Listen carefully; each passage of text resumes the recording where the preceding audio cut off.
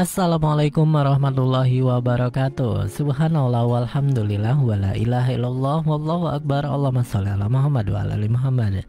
Dipancar luaskan langsung dari Jalan Jenderal Sudirman nomor 1 Kompleks Masjid Darussalam Sangatta Kutai Timur. Suara 91,1 FM Radio Informasi dan Inspirasi Keluarga.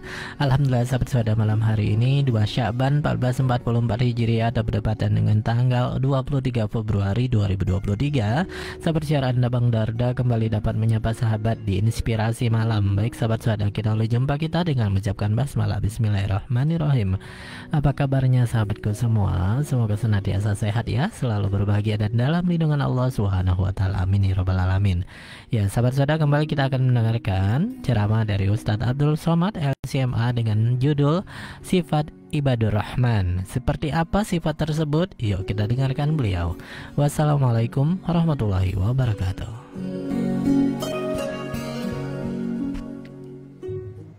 Bismillahirrahmanirrahim.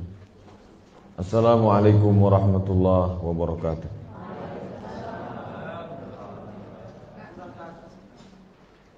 Bapak, ibu-ibu, hadirin, hadirat yang dimuliakan Allah Subhanahu wa ta'ala. Pagi ini kita masih diberi izin oleh Allah untuk bertemu, bertatap muka, beramal saleh dan mengisi waktu kita dengan yang baik. Mudah-mudahan sampai akhir hayat kita semuanya berisi yang baik insyaallah. Amin ya rabbal alamin. Allahumma salli ala sayyidina Muhammad wa ala ali Muhammad sebagai ucapan syukur kepada Allah. Salawat kepada Nabi sallallahu alaihi wasallam. Semoga kita termasuk umat Muhammad yang mendapat syafaat nanti insyaallah. Amin ya rabbal alamin. Pagi ini kita akan mengkaji tentang sifat-sifat Ibadur Rahman dalam surat Al-Furqan surat ke-25 ayat 63 sampai 76.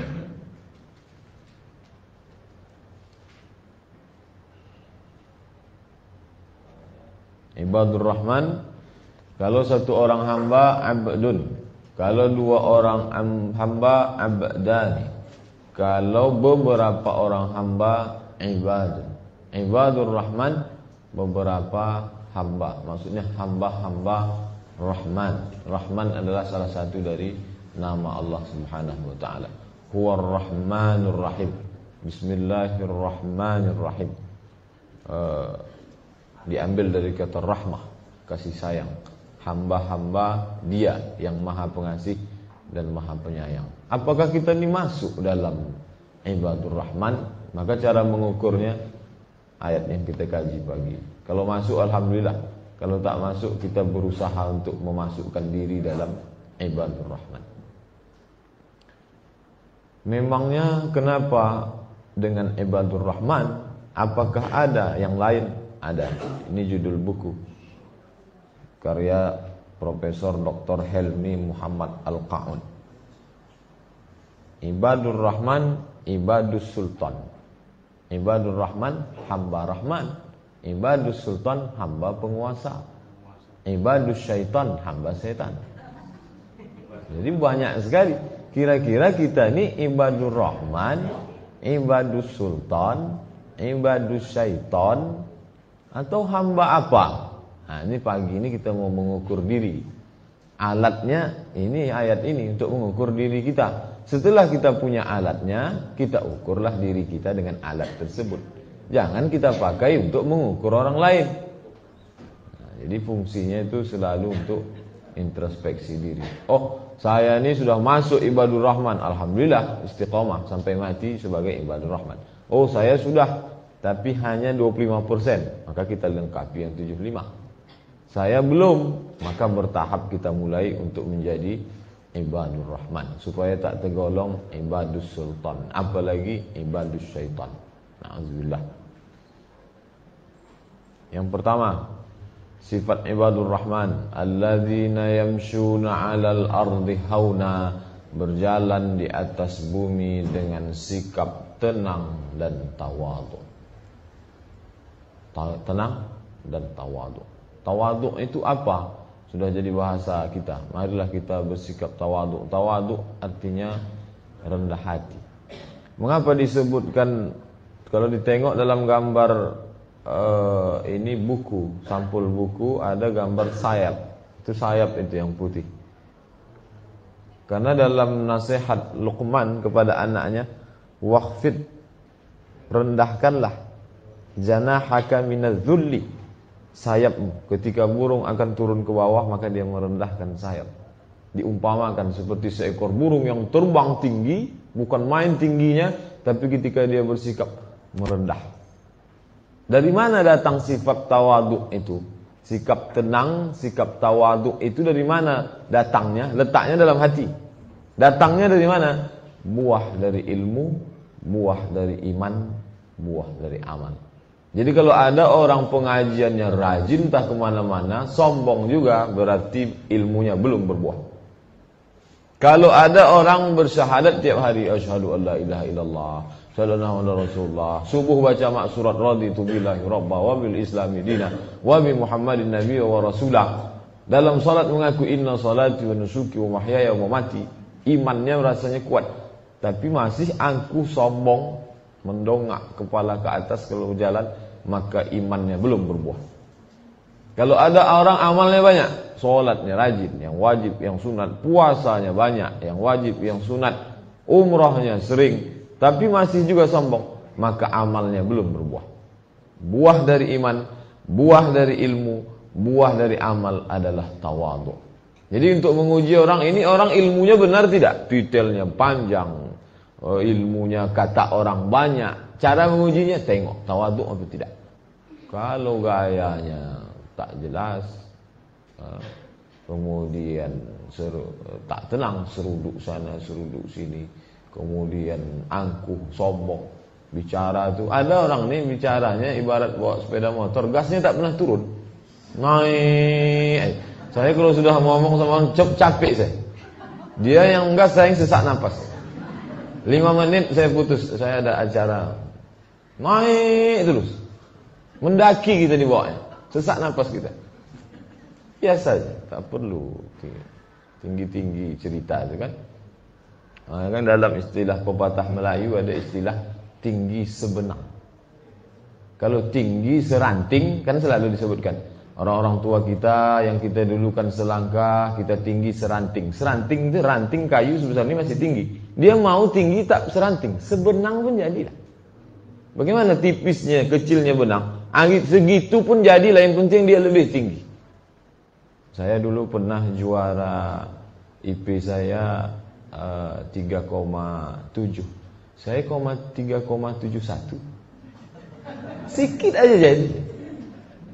Yang penting di atas orang lain. Ini ada. Itu menunjukkan ada 3 yang tak berbuah. Ilmunya tak berbuah, imannya tak berbuah, amalnya tak berbuah. Karena kalau kita tengok, semua itu akan berakhir pada tawadhu. Ilmu, pengetahuan yang sempurna tentang Allah, maka merendahkan orang di hadapan Allah. Tak ada yang lebih berilmu selain daripada Allah. Wa fawqa kulli dzi ilmin alim. Semua yang berilmu, ada yang lebih berilmu siapa? Allah. Kita tempatnya lupa, tempatnya silap, tempatnya salah. Siapa yang maha suci? Allah. Fala tuzakku anfusakum. Jangan kamu sucikan diri kamu. Allah saja yang maha suci. Siapa yang terhormat, yang mulia? Allah. Makanya kita ucapkan tiap hari at-tahiyatul mubarakatus salawatut thayyibatu lillah. Itu semua milikmu ya Allah, bukan milikku. Oleh sebab itu, ilmu yang benar akan menghasilkan tawadhu. Iman yang benar, keyakinan hanya Allah Subhanahu wa taala semata. Tak ada yang lain daripada itu. Itu yang kita wujudkan dalam la ilaha illallah, akan menghasilkan tawadhu. Amal yang benar. Semua amal dalam Islam itu, dari mulai wa tuqimus shalah, wa tu'tiyaz zakah, wa tasuma ramadan, wa tahujjal bait. Dari mulai salat, zakat, puasa, haji, itu semua akhir tujuannya adalah tawadhu. Tengoklah salat, bagaimana tawadhunya kita di hadapan Allah Subhanahu wa taala, kepala direndahkan. Siapapun yang datang ke masjid, ketika dia sudah mendengar suara iqamat, saf sudah diluruskan, tak akan maju dia ke saf depan, tetap ikut di belakang. Semua itu menunjukkan apa? Mengajarkan tawadhu kepada Allah Subhanahu wa taala. Oleh sebab itu tawadhu buah ilmu, buah iman, buah amal. Sudahkah berbuah ilmu kita selama ini? Sudahkah berbuah iman kita yang kita bawa dari sejak alam arwah masuk ke rahim ibu, keluar? Sudahkah berbuah amal kita yang selama ini dari mulai salat, puasa? Nah, tadi saya tanya mengapa settingnya begini, nanti malam akan beramal tahajud. Itu untuk menghasilkan tawadhu, rendah hati kepada Allah. Tapi bukan rendah diri tak pede. Oh, kita dilarang untuk tidak rendah diri. Kita disuruh untuk rendah hati, merendahkan hati kepada Allah Subhanahu wa taala. Itu yang pertama. Apakah sudah atau belum, tak perlu kita jawab, karena menjawab dengan lidah paling mudah. Paling mudah di dunia ini menggerakkan anak lidah. Sudahkah ini? Sudah. Selesai. Tapi kita jawab dengan perbuatan kita hari ini, besok, lusa akan datang sampai kita mati menghadap Allah Subhanahu wa taala. Kedua, wa idza khatabahumul jahiluna qalu salama. Jika dilawan bicara oleh orang-orang jahil. Jahil di sini maknanya kata-katanya tak baik, sumpah serapah, kotor, caci maki, celaan, kecaman. Khatabahumul jahilun. Orang-orang jahil mengatakan kata-kata tak layak, tak pantas, tapi dia tetap juga qalu salama. Dia tetap mengucapkan salam. Apa salam itu? Salam itu menurut ahli tafsir selamat dari dosa. Salam itu Allahumma antas salam wa minkas salam wa ilaika ya'udus salam fahayyina rabbana bis salam wa adkhilnal jannah tadaras salam. Salah satu nama Allah Subhanahu wa taala As-Salam. Mengapa Allah itu disebut As-Salam? Karena dia selamat dari yang semua yang tak baik. Yang akan kita bawa menghadap Allah nanti adalah biqalbin salim. Salam, salim, hati yang salim.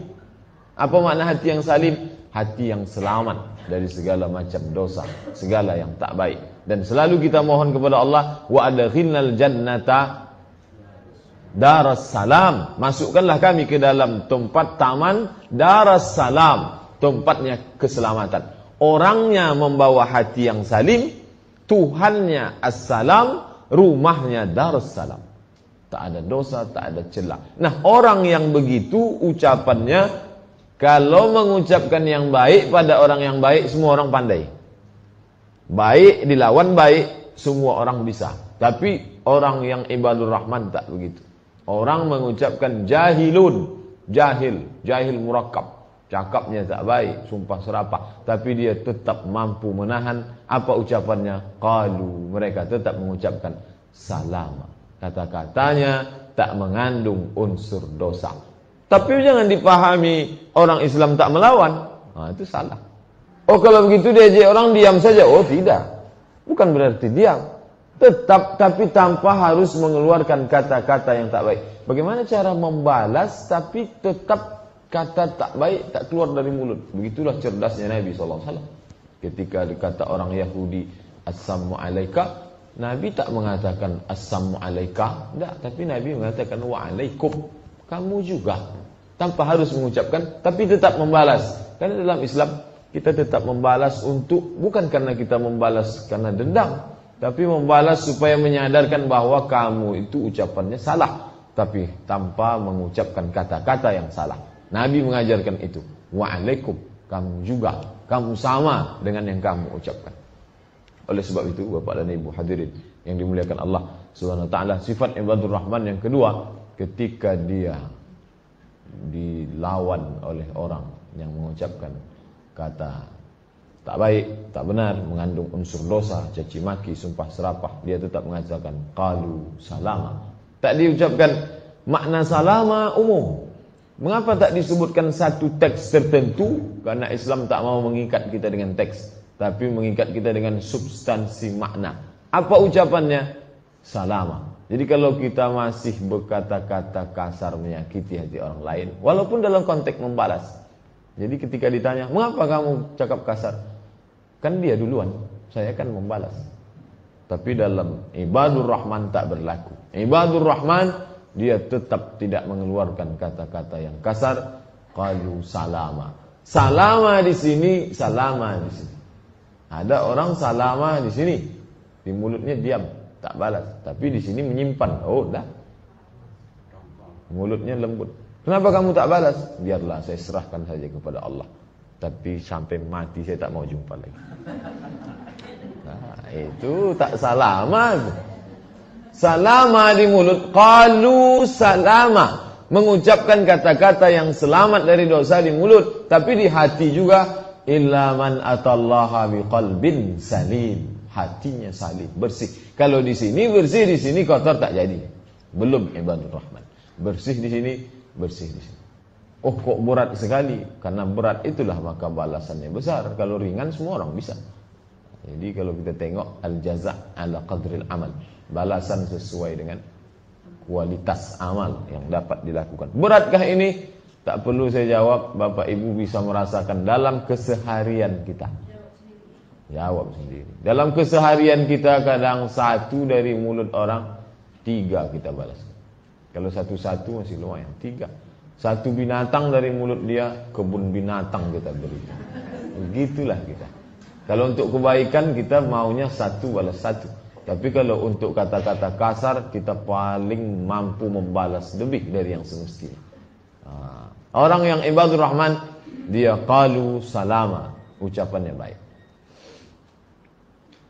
Zip it, kata karton itu. Pasanglah zip.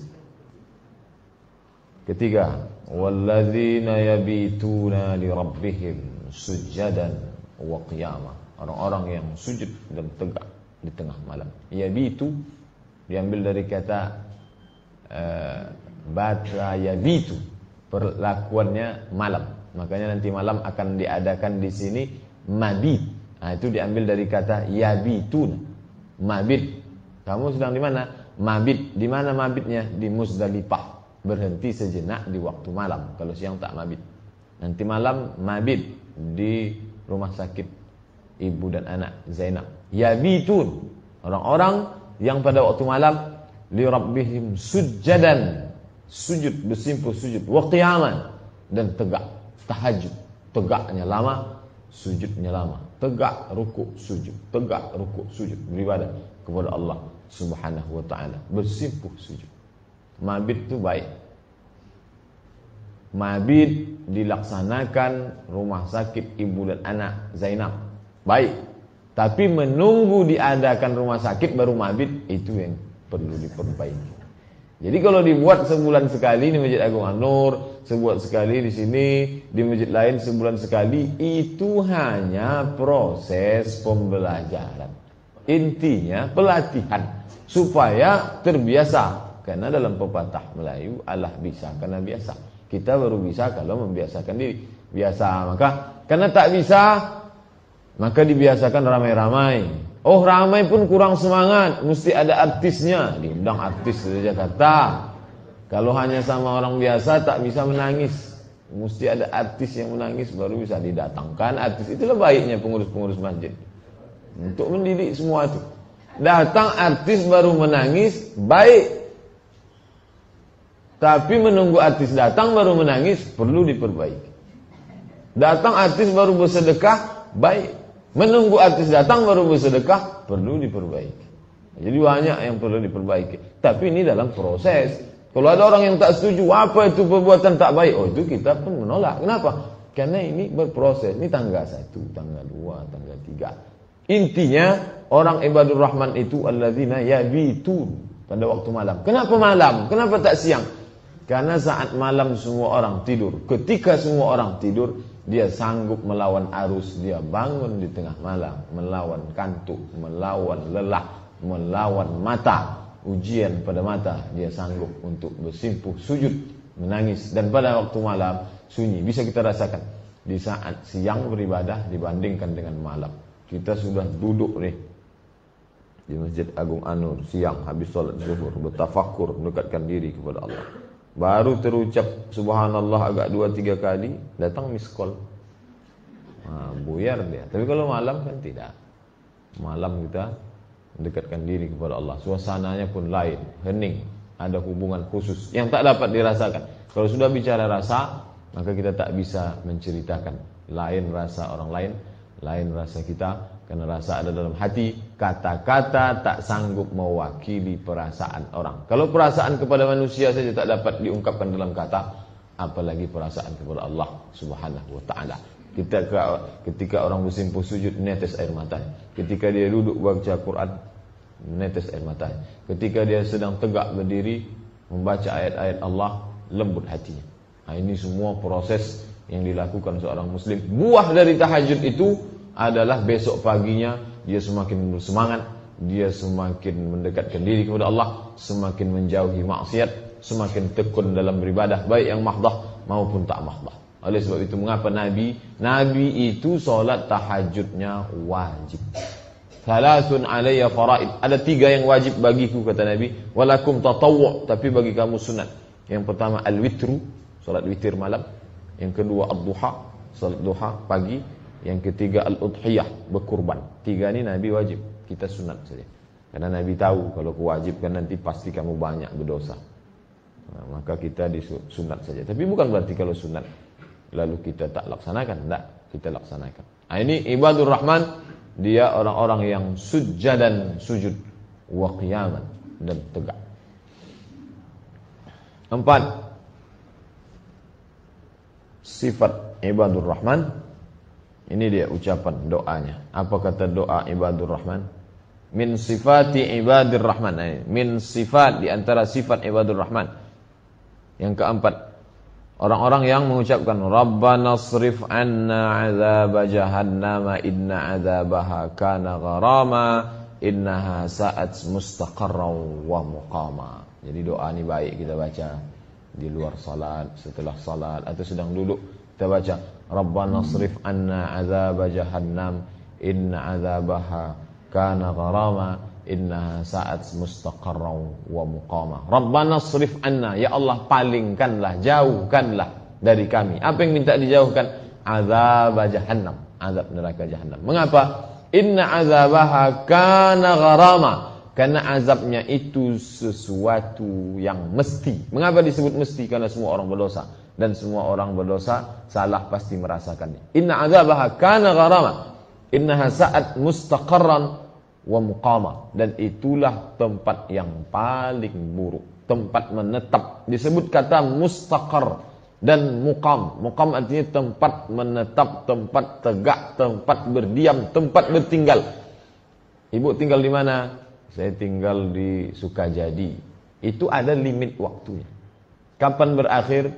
Bisa jadi pindah tugas, bisa jadi rumah itu kena gusur karena perluasan jalan, bisa jadi pindah ke alam lain, ke alam barzakh.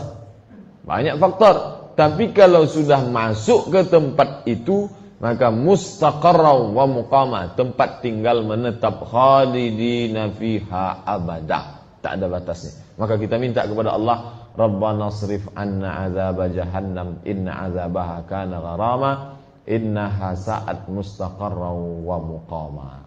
Nah, ini doa ibadur rahman. Mulutnya berdoa, badannya berbuat. Kalau mulut mengucap, tangan melakukan yang lain, maka tak sesuai ucapan dengan perbuatan. Orang yang tak sesuai ucapan dengan perbuatannya munafik. Orang munafik, innal munafiqina fid darkil asfali minan nar. Oleh sebab itu doa ini kita baca selesai salat. Sebelum ini mungkin hanya Rabbana atina fid dunya hasanah. Jadi tambah sikit. Tambah. Jadi biar agak lama sikit setelah duduk tu, jangan langsung bubar barisan, langsung balik kanan. Tambah doa setelah salat zuhur ni, Rabbana srif anna azab jahannam inna azabaha kana gharama innaha sa'at mustaqarran wa muqama. Hanya 3 baris. Lagu barat-barat tu bisa 1 bait sekejap mata. Mengapa lagu tu cepat masuk, doa ni lambat masuk? Lagu tu ditolong sama setan. Kalau ini dihalangi setan. Sudah agak-agak teringat, dihapus sama setan. Nah, jadi perlu jihad. Mungkin diulang. Rabbana srif anna azab jahannam inna azabaha kana gharama innaha sa'at mustaqarran wa muqama. Itu doa ibadur rahman yang keempat. Yang kelima, walladzina idza anfaqu, Kalau dia menggunakan harta, lam yusrifu, tak berlebihan, walam yaqturu, tak pula terlalu sedikit. Ini harta. Orang selalu dua sikapnya. Yang satu terlalu ke kiri, terlalu mubazir, berlebihan, tak perlu. Yang satu terlalu ke kanan, terlalu sedikit, kikir, pelit. Orang Islam, wa kana ibadur rahman, wa kana baina dzalika qawama, dia tidak terlalu mubazir, tak pula terlalu sedikit, pertengahan. Ini yang mubazir nih. Habis satu ayamnya berapa ekor? Habis satu piring. Berlebihan. Tak, ini terlalu pelit. Sampai-sampai ini jarum minyak dikasih isolatif supaya tak pergi-pergi, takut bensin habis. Mengapa tak pergi? Karena sifat ibadur rahman itu tak boleh banyak-banyak keluar bensin. Oh enggak. Kalau memang kita harus perlu pergi, ya pergi. Tapi jangan memperturutkan hingga berlebihan. Jadi bahwa orang Islam itu hemat tapi tidak pelit. Bedakan antara pelit dan hemat. Jangan berlindung di balik hemat, padahal sebenarnya pelit, bohong. Makanya seimbang. Orang Islam dia tak terlalu. Makanya baik dalam kebutuhan sehari-hari, kebutuhan pokok, baik dalam hal berpakaian, tempat tinggal, kendaraan, jangan terlalu berlebihan, jangan pula terlalu melarat susah. Wabtaghi baina dzalika sabila, carilah jalan tengah. Seringkali dalam banyak pesan ayat hadis kita dinasihatkan jalan tengah. Wala la taj'al yadaka maghlulatan ila unuqika, jangan tanganmu ketengkuk. Makna tangan ketengkuk terlalu pelit. Wala tabsurha kullal basti, jangan pula dilebarkan. Maknanya apa? Terlalu boros. Cari jalan tengah. Kita selalu disuruh. Kenapa? Karena umat Muhammad ni wa kadzalika ja'alnakum ummatan wasata. Demikianlah kami jadikan kamu umat wasata, pertengahan. Tak terlalu berlebihan, tak terlalu kikir, tak terlalu boros. Tidak mubazir, tidak pula kikir. Sulit, tapi dalam kesulitan itulah Allah berikan penilaian terhadap orang beriman. Ini kita ukur diri kita selama ini. Kalau selama ini kita terlalu boros dalam hal perhiasan, pakaian, tempat tinggal, kebutuhan sehari-hari, ingat, kita belum masuk dalam ibadur rahman. Atau sebaliknya, kita tak boros, tapi terlalu pelit, kikir. Ini pun kita tak masuk. Oleh sebab itu, seimbang antara kebutuhan, perhiasan dengan yang lain-lain. Ini sifat ibadur rahman. Keenam, walladzina la yad'una ma'allah ilahan akhar. Dia tidak meminta bersama Allah, tak menyeru Tuhan lain. Dia tidak berarti meninggalkan Allah. Coba tengok. Yad'una ma'allah, bersama Allah. Dia tetap menyeru Allah. Berdoanya tetap kepada Allah. Tapi di samping Allah dia buat Tuhan-Tuhan lain. Bukan berarti dia menyembah kepada sesuatu yang lain lalu meninggalkan Allah. Itu jelas kafir. Ini dia tetap berdoa kepada Allah, tapi meminta kepada yang lain. Di antara dia dengan Allah, dia buat perantara. Dalam gambar ini dia buat perantara nih, makam wali. Yang benar ya Rabb, ya Allah. Yang tak benar ya wali Allah. Meminta kepada wali Allah. Masuk kategori minta kepada selain Allah. Apakah hadis dalam riwayat Bukhari? Ini hadis riwayat Bukhari di atas. Man mata, siapa yang mati, wa huwa yad'u, dan dia menyeru min dunillah, kepada selain Allah, niddan, sebagai tuhan-tuhan perantara, dakhalan nar, maka dia masuk dalam api neraka. Walaupun dia tetap menyembah kepada Allah, tapi dia minta kepada selain Allah. Ini contohnya, ini lebih parah lagi. Coba tengok ni. Apa yang dia cium ni? Makam ni. Bersujud kepada makam, berdoa kepada makam. Kita disuruh ziarah untuk mengingat mati, bukan untuk meminta kepada orang mati. Ini salah, tak sesuai dengan ajaran Islam. Tidak menyeru kepada Tuhan lain selain kepada Allah Subhanahu wa ta'ala. Itu sifat ibadur rahman. Jadi kalau selama ini kita minta kepada yang lain, minta kepada benda keramat, minta kepada sungai, meminta kepada bintang, meminta kepada kubur, maka perlu diperbaiki. Kita belum masuk ibadur rahman. Ibadur rahman, iyyaka na'budu wa iyyaka nasta'in. Itu ibadur rahman. 7. Wala yaqtulunan nafsa, tidak membunuh jiwa allati haramallah, yang diharamkan Allah. Oh, kalau ada yang diharamkan berarti ada yang dihalalkan. Ada yang halal dalam Islam membunuh. Oh, ada. Jadi ada yang haram untuk dibunuh, ada yang halal. Siapa yang haram untuk dibunuh? Man qala la ilaha illallah, siapa yang mengucapkan la ilaha illallah faqad asamu minni dima'ahum, maka nyawa, darahnya tak boleh ditumpahkan. Wa amwalahum, hartanya. Wa irdahum, harga dirinya. 3 ini tak boleh diganggu kalau orang sudah la ilaha illallah Muhammadur Rasulullah. Darahnya tak boleh tumpah, harga dirinya tak boleh dinodai, dihilangkan, diejek, dikecam, dicela, dicaci maki, disumpah serapah.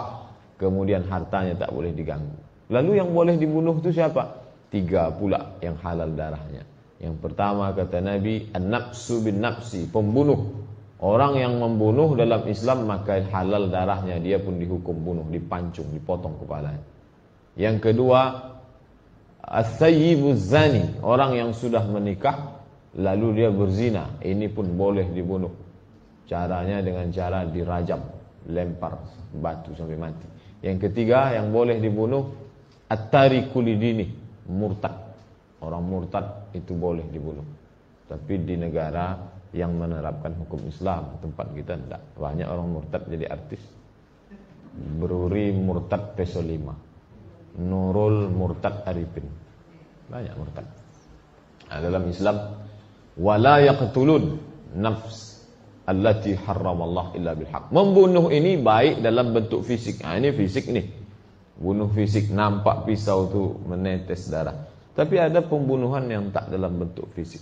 Diambil rambutnya, diambil kukunya, bawakan ke dukun sakai di pedalaman sana. Buncit perutnya, kena busung, mati. Nah, itu termasuk juga. Kenapa? Karena kata Nabi, ijtanibu as-sab'al mubiqat, jauhilah 7 dosa besar. Di antaranya yang kedua as-sihru, sihir. Pertama syirik, yang kedua sihir. Sihir magic dari jarak jauh. Jadi orang nenek moyang kita zaman dulu, bukan orang zaman sekarang saja yang bisa jarak jauh. Membunuh bisa pakai jarak jauh. Orang barat membunuh mesti jarak dekat, kayak pistol, kayak senapang. Kalau nenek moyang kita saking hebatnya, jarak jauh, wireless, kayak santet, bisa, tak perlu pakai signal. Dia putar bunga mawar di sana, di sana orang sakit perut, mencret. Spesialis di bidang ini ada ustaz kita, ustaz spesialis di bidang, dia tahu semua doa-doanya segala macam. Nah, ini orang beriman tidak membunuh baik dalam cara zahir maupun batin. Apa ada nih realnya zaman sekarang?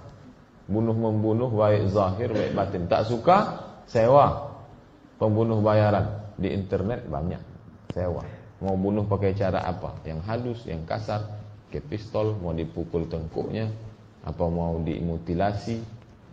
Ibu kalau mau bunuh langsung dapat tawaran. Nanti mayatnya mau diapakan? Mau kupingnya, mau telinganya, nanti kami kirimkan pakai pos.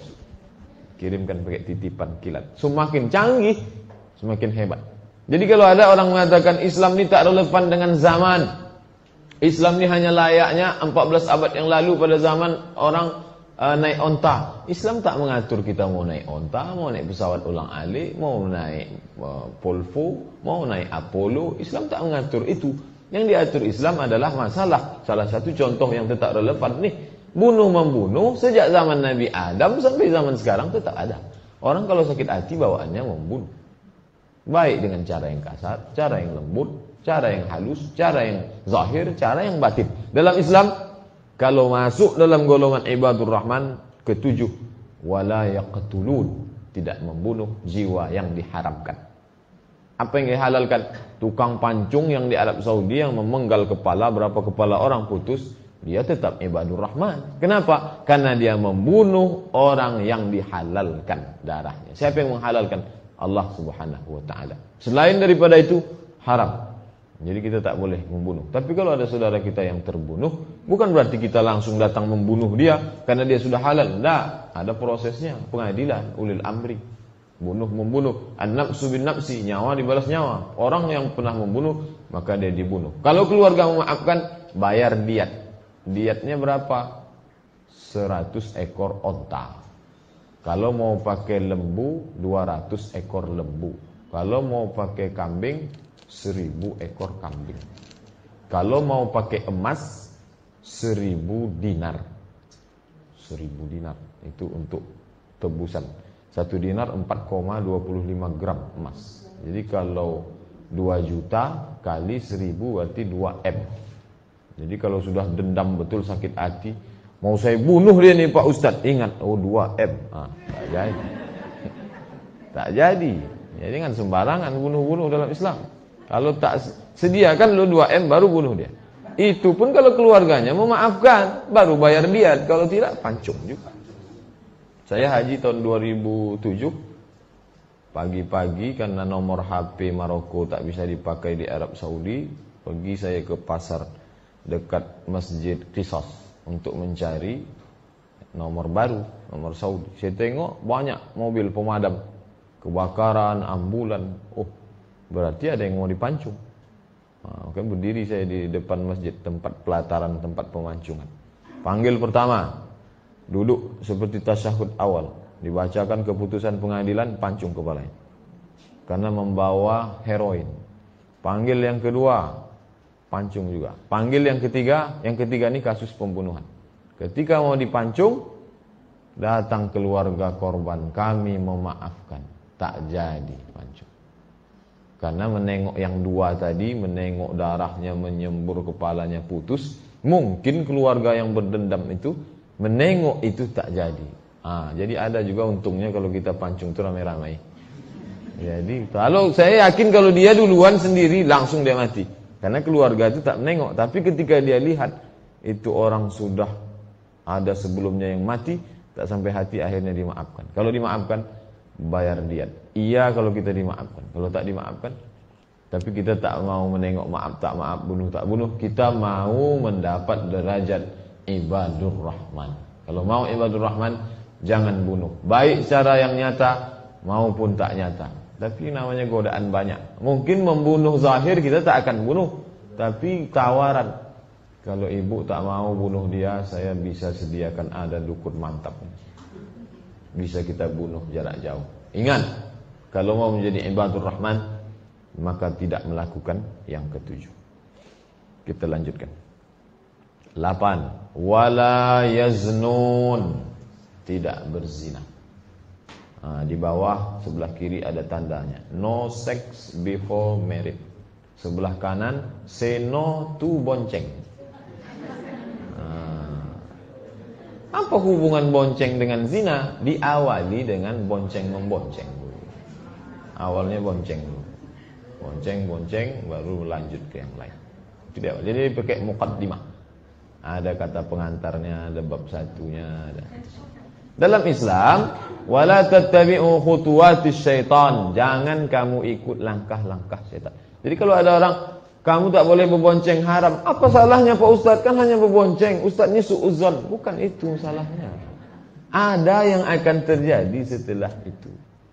Data dari KPA, Komisi Perlindungan Anak, 62,7% pelajar SMP Jakarta tidak perawan. Berarti sudah melakukan yaznun. Ketika dicek oleh malaikat, kamu masuk tak ibadur rahman? Kena pasal ke-8.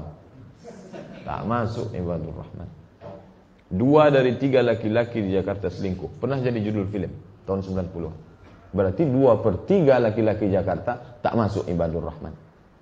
Karena selingkuh itu dapat dipastikan pasti terjadi hubungan kelamin, hubungan seks, walaupun diawali dengan curhat dan lain sebagainya. Mengapa begitu? Karena ada aturan dalam ajaran Islam yang dilanggar. Simpel-simpel saja. Tak boleh 2 laki-laki perempuan tak mahram. Diawali dengan tegur sapa, diawali dengan satu ruangan. Bisa bayangkan, dia bertemu dengan suaminya di rumah, konteks Jakarta, pulang bekerja jam 5, macet, sampai rumah jam 8, mengantuk, mandi, makan, jumpa sejam, tidur, besok bangun lagi. Jadi hanya 1 jam, 2 jam dia ketemu. Sementara dengan orang di kantor berapa jam dia ketemu? Dari jam 8 pagi sampai jam 4 sore. Ketemu, ketawa, makan, minum semua.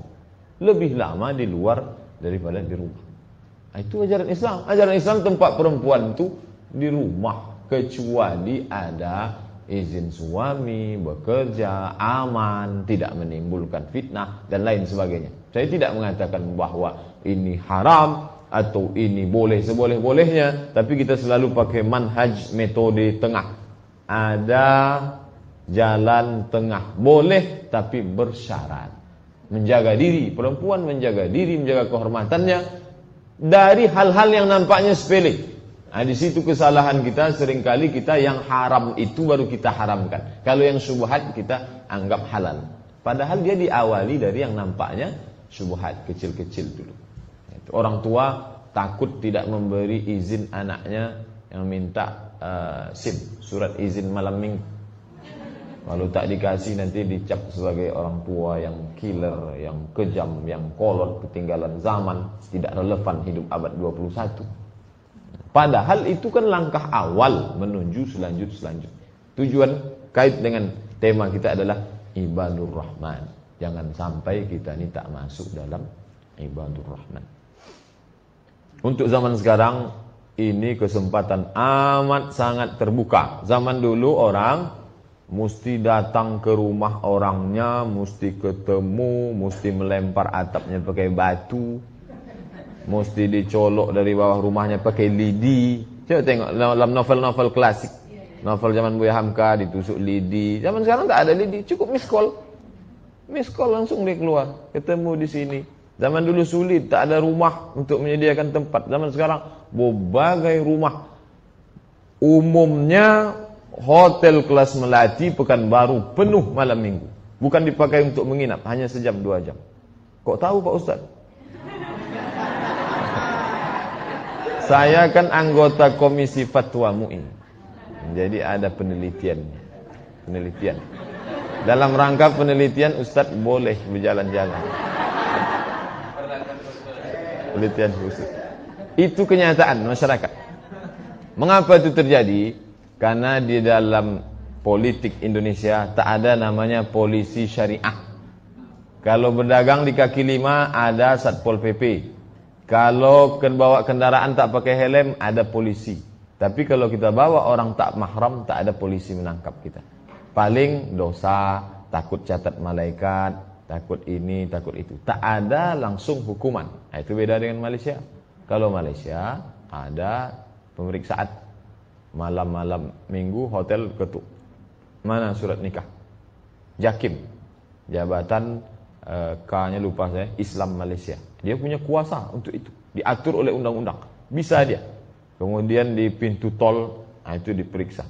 Laki-laki perempuan, mobil stop, mana surat nikah? Tempat kita tak ada. Mau nikah siri, mau tak nikah, mau kumpul kerbau, boleh semua. Nah, itu. Jadi tak ada ikatan. MUI tak punya polisi. Karena dia lembaga organisasi sosial kemasyarakatan. Sifat fatwa nasihat, advice. Itu. Oleh sebab itu dalam proses ke depan perlu ditingkatkan.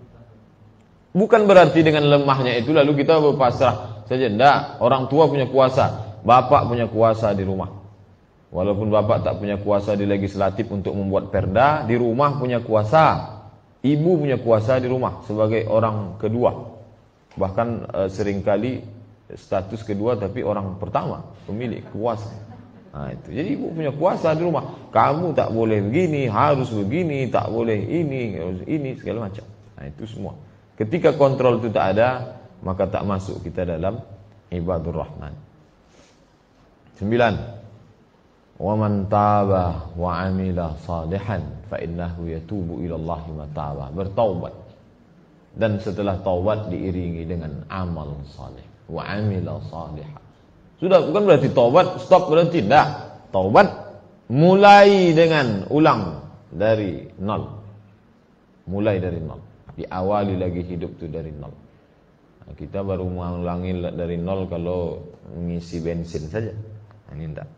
Diawali hidup ini dari nol. Wa man taba, masa lalu lupakan, masa suram yang gelap dulu, setelah itu bertaubat, bangun tengah malam, bersimpuh sujud, salat sunat dan lain sebagainya, mendekatkan diri kepada Allah. Ini sifat ibadur rahman. Mengapa begitu?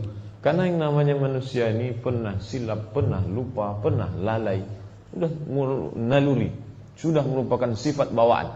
Maka Allah buka pintu taubat seluas-luasnya. Itulah namanya manusia, makanul khata' wan nisyan, tempatnya lupa, silap dan salah. Sampai kata Nabi, kullu bani Adam khata'u, semua anak Adam pernah salah, tak ada pengecualian. Wa khairul khata'in at-tawwabun, sebaik-baik orang yang bersalah adalah orang yang bertaubat. 10. Walladzina la yashhaduna az-zur, tidak memberikan kesaksian palsu. Itu nampak, dia pegang tangan kiri, dia tulis yang coklat itu Holy Bible. Lalu tangan kanan, I swear. Yang diucapkan itu adalah kesaksian di hadapan manusia, tapi sebenarnya ketika orang disumpah dengan kitab suci, maka dia sedang bersaksi di hadapan Allah Subhanahu wa ta'ala. Ketika dia memberikan saksi palsu, bohong. Ingat, saksi palsu adalah salah satu termasuk dosa besar. Maka kita diharamkan untuk memberikan kesaksian palsu. Sekarang banyak orang menjual kesaksian palsu demi untuk kepentingan kelompok, golongan, pribadi, keluarga, atau untuk menjatuhkan orang lain. Na'udzubillah. Maka kita mesti ingat, ketika kita melakukan ini tak masuk. Kena pasal ke-10, kesaksian palsu tak memasukkan orang dalam ibadur rahman, hamba-hamba Allah yang maha pengasih, hamba-hamba Allah yang penyayang. Bapak dan Ibu hadirin yang dimuliakan Allah, sekarang kita mungkin tak bertindak sebagai saksi palsu, tapi kita dengan kemajuan ilmu pengetahuan teknologi, kalau zaman dulu orang bersaksi di pengadilan kita tak tahu, saat ini bisa kita tonton. Kita di kendaraan bisa tengok, dengar di radio, di internet kita bisa tengok. Begitu ringannya orang memberikan kesaksian palsu. Betul kamu melakukan ini, saya tak ingat. Betul kamu melakukan ini, saya lupa.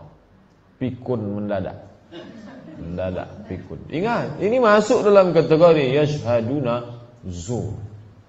Saatnya mungkin orang-orang yang memberikan kesaksian palsu sekarang itu, dia tak pernah terlintas di otaknya bahwa dia akan begitu juga dengan kita. Boleh jadi besok lusa na'udzubillah kita akan diminta kesaksian. Apakah akan kita berikan kesaksian palsu? Kalau sampai terjerumus, kena yang ke-10, walladzina la yashhaduna zur. 11. Wa idza marru bil laghwi marru kirama. Kalau dia lewat menengok yang lagwi, lagwi itu sudah istilah umum. Semua perbuatan yang sia-sia tak ada manfaatnya, marru kirama. Mereka melewati itu dengan sikap yang terhormat, tidak ikut melakukan perbuatan. Dari mulai zaman dulu sampai zaman sekarang, kalau zaman dulu lebih konservatif, main gaplek rame-rame. Zaman sekarang untuk main gaplek tak perlu ngajak orang lain, bisa main gaplek sendiri. Menghabiskan waktu dari pagi, libur bisa orang main dari jam 8 pagi sampai jam 8 malam. Lupa salat, lupa makan, lupa yang lain. Kalau jadi semakin maju, semakin canggih ini alat-alat telekomunikasi, teknologi, itu semakin membuat orang bisa melakukan yang diharamkan Allah SWT. Kalau zaman dulu ada waktunya, ada kartunya, dia bisa main. Kalau tak ada orang lain, dia tak akan bisa. Kalau sekampung tuh orang pergi ke sawah semua, dia peganglah kartu gaplek itu, nunggu orang pulang. Tapi zaman sekarang enggak. Dia cukup ada yang bisa dalam bentuk game program, bisa yang dalam bentuk connect internet, macam-macam bentuknya. Jadi kalau dibaca kitab fikih Imam Hanafi mengharamkan dadu, jangan dipahami dadu saja yang haram. Pakai kias daripada dadu, semua permainan yang melalaikan, maka dia dapat masuk kategori haram. Kebetulan zaman dulu yang ada dadu. Zaman sekarang ratusan program dari mulai tak terhitung lagi jumlah game. Kalau orang yang tak mengikuti dia ketinggalan. udah muncul game yang baru, yang lebih canggih, yang dalam bentuk hampir mirip manusia nyata dan segala macam. Itu semuanya adalah masuk dalam kategori lahu. Dan kalau kita tengok, kadang kita urusan ke kantor-kantor pagi atau siang, ketika jam-jam luang, orang semuanya heboh. Dari depan kita sangka serius betul, entah baca makalah, rupanya sibuk serius main game. Nah, ini penyakit zaman. 12. Walladzina idza dzukiru bi ayati rabbihim, kalau dia diingatkan dengan ayat-ayat Allah, lam yakhiru 'alaiha summan wa umyana, dia tidak tuli tidak buta. Tak tuli tak buta maksudnya mau mendengar, mau menengok, mau mengambil manfaat, mau mengambil pelajaran. Nah, ini. Banyak orang dikasih nasihat masuk telinga kanan, keluar telinga kiri. Tak ada respon, tak ada perubahan, tak ada dampak, tak ada efek. Nah, ini tak masuk dalam ibadur rahman. Yang masuk dalam ibadur rahman, ketika dia diingatkan, dia tidak cuek, tak masa bodoh, summan umyan, tidak tuli, tidak buta. Apa maknanya? Telinganya dia pakai, matanya dia pakai. Ketika itu barulah dia masuk dalam kategori ibadur rahman. Penyakit manusia sekarang cuek. Lantaklah, bantailah. Yang penting saya lakukan apa yang saya lakukan.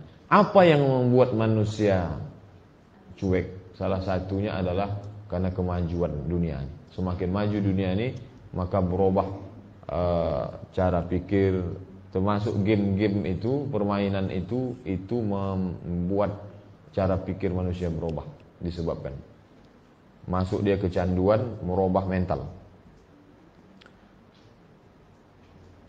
Walladzina yaquluna, 13, orang-orang yang berdoa kepada Allah. Ini doanya. Kalau yang doa pertama tadi, Rabbana srif anna adzab jahannam inna adzabaha kana gharama innaha sa'at mustaqarra wa muqama. Ini doa dia yang ke-13. Rabbana hab lana min azwajina wa dzurriyyatina qurrata a'yunin waj'alna lil muttaqina imama. Saya yakin ibu bapak hafal ayat ini, selalu dibaca dalam doa.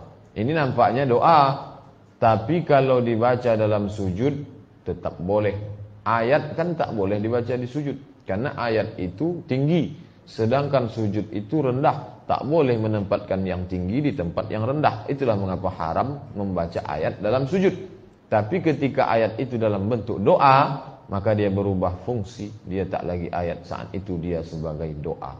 Maka kita boleh di sujud terakhir, Rabbana hablana min azwajina wa dzurriyyatina qurrata a'yunin waj'alna lil muttaqina imama. Atau perempuan yang maaf cakap dalam sedang halangan, tak boleh baca ayat. Tapi ketika doa ini boleh. Kenapa? Saat itu dia berfungsi sebagai doa. Dia baca Rabbana hablana min azwajina wa dzurriyyatina qurrata a'yunin waj'alna lil muttaqina imama. Doa adalah ibadah. Jadi jangan pahami doa itu proposal. Orang memahami doa proposal. Kalau orang bawa proposal tak dapat jawaban, maka dia malas buat proposal lagi. Salah, doa bukan proposal, doa itu ibadah.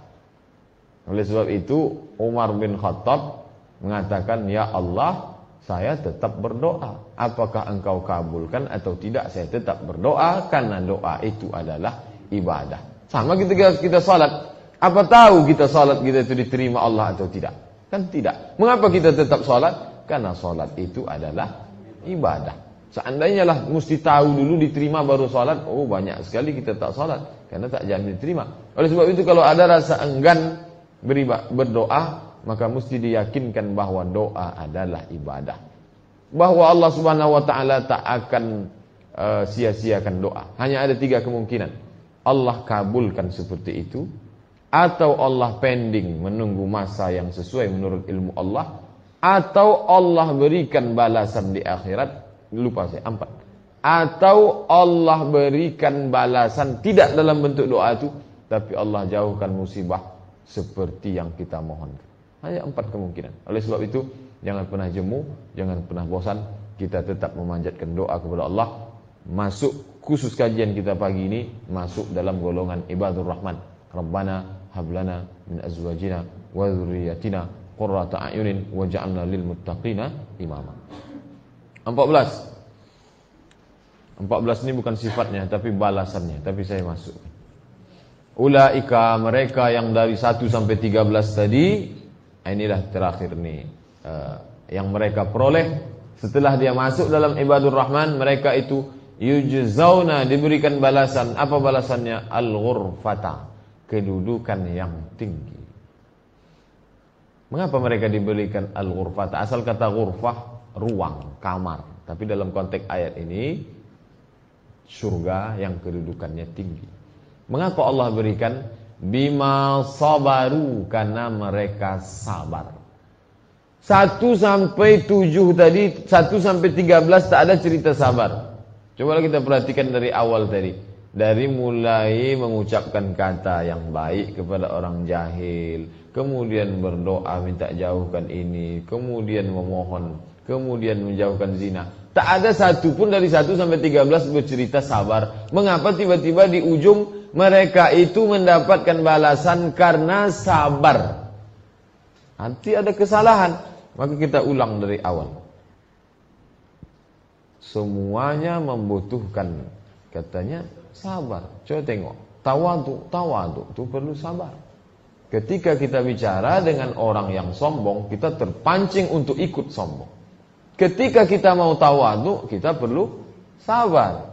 2, melawan bicara. Orang-orang kasar, maka kita terpancing untuk kasar. Melawan kekasaran dia itu sabar. Malam maunya tidur, maunya ngorok, maunya mengikut. Melawan itu disebut dengan sabar. Karena sabar artinya melawan. Sabar itu artinya menahan. Menahan kantuk, menahan tidur, menahan selera, menahan nafsu. Nafsu apa yang ditahan waktu itu? Nafsu tidur. Sabar. 4, orang-orang yang mengucapkan palingkanlah kami dari azab jahanam, karena sungguhnya azab neraka itu suatu kemestian, membutuhkan kesabaran. Di tengah kesibukan ada kesabaran untuk memanjatkan doa di hadapan Allah Subhanahu wa taala. 5, ini sabar juga. Sabar untuk tidak mubazir. Kita sanggup untuk membeli itu, kita punya, tapi kita sabar menahan selera. Dan sabar. Kita pun bisa untuk menahan rezeki itu, tapi kita sabar untuk memberikannya. Sabar menahan, sabar memberi. Cuman pemahaman kita selama ini kalau sudah sabar itu kan sabar ditimpa musibah. Padahal ulama membagi sabar itu 3. Sabar melakukan ibadah, sabar menjauhi maksiat, sabar ditimpa musibah. Tapi selama ini kalau sudah cerita sabar kita pakai yang 3. Sabar ya, dia meninggal. Sabar ya, ini hilang. Sabar ya, ini pecah. Padahal ada 2 lagi. Sabar beribadah, sabar menjauhi maksiat. Kalau ada kesempatan tapi kita tak mau lakukan, itu sabar. Orang sekarang menyebutnya bodoh. Ada kesempatan untuk korupsi, dia tak mau korupsi. Sebenarnya dia sedang sabar. Sabar menahan diri untuk tak melakukan maksiat. Orang sekarang menyebutnya bodoh. Ada kesempatan kok tak mau. 6, sabar. Ini hati bergejolak mau minta kepada dukun, mau minta kepada benda keramat, mau minta kepada jin penunggu, tapi dia mampu sabar. Saya tak mau, walaupun nampak secara zahirnya minta kepada ini lebih cepat datang balasannya, tapi saya sabar karena saya hanya minta kepada Allah Subhanahu wa taala. Sabar untuk tak membunuh. Saya sabar. Ini pisau sudah ada di tangan saya. Kalau saya mau saya tikamkan kamu. Tapi saya sabar. Pertama saya sabar karena saya takut membunuh. Kedua karena saya tak punya uang 2M. Kalau ada saya bunuh juga kamu. Sabar. Sabar untuk tidak berzina. Ada kesempatan.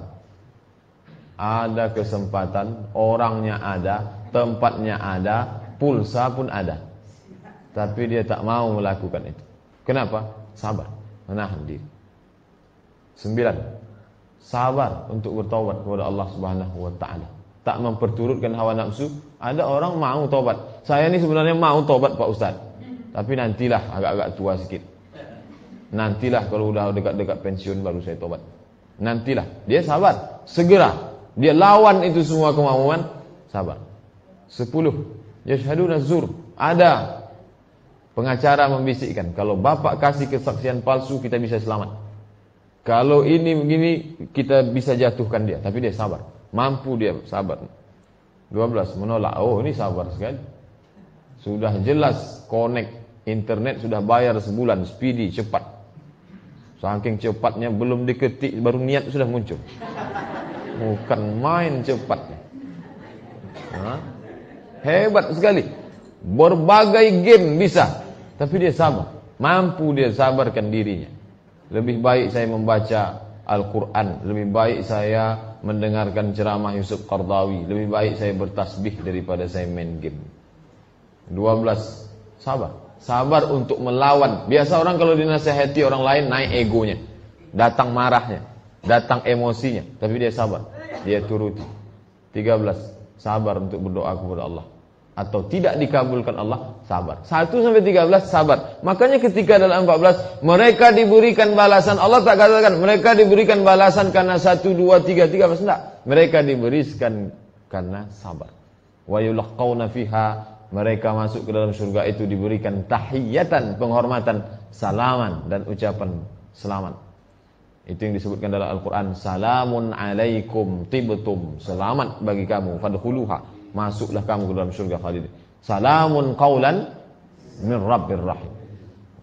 Udkhuluha bisalamin amin. Selalu diucapkan salam. Khalidina fiha, mereka kekal di dalamnya selama-lamanya. Hasunat mustaqarra wa muqama, tempat yang paling baik dan kekal mulia di dalamnya. Kalau dalam doa tadi saat mustaqarra wa muqama, itu yang dimintakan. Rabbana srif anna adzab jahannam, ya Allah jauhkan kami dari azab jahannam. Innaha kana gharama, itu suatu kemestian. Innaha saat mustaqarra wa muqama, tapi balasannya kebalikan daripada itu. Kalau yang tadi saat mustaqarran, balasannya hasunat mustaqarran wa muqama, tempat yang baik dan tempat yang mulia. Saya Pak Ustadz 13-13-nya sudah saya lakukan, alhamdulillah. Saya ujungnya sudah, pangkalnya belum, alhamdulillah. Saya pangkalnya sudah, ujungnya belum, alhamdulillah. Yang na'udzubillah, pangkalnya lupa, ujungnya tak ingat. 13 ini insyaallah sama-sama kita amalkan. Tak perlu kita hitung orang lain, kita hitung-hitung sendiri. Kita gunakan alat ini untuk mengukur. Mudah-mudahan kita masuk dalam ibadur rahman insyaallah. Amin ya rabbal alamin. Terima kasih perhatian Bapak dan Ibu. Aqulu qauli hadza astaghfirullah li wa lakum. Wassalamualaikum warahmatullahi wabarakatuh.